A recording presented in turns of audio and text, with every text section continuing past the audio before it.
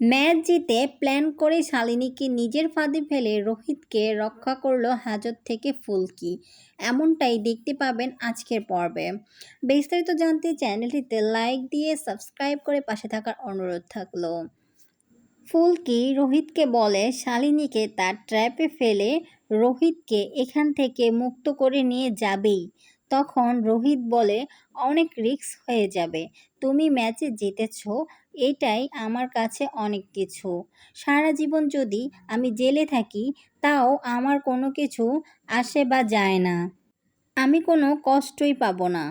তুমি আমার সম্মান রেখেছ, এটাই আমার কাছে অনেক কিছু। আমি তো তোমার কাছে এটাই চেয়েছিলাম। তখন ফুলকি রোহিতকে বলে দাঁড়ান, আমি পাণ্ডিতজির সাথে কথা বলে আসি। এই বলে ফুলকি 1 থেকে 10 গুনতে গুনতে স্যারের টেবিলে যায়। তখন পায়েল বলে এই ফুলকি কি করছিস, দাঁড়া আমি তোকে নিয়ে যাচ্ছি। তখন ফুলকি বলে না, আমি নিজেই যাচ্ছি।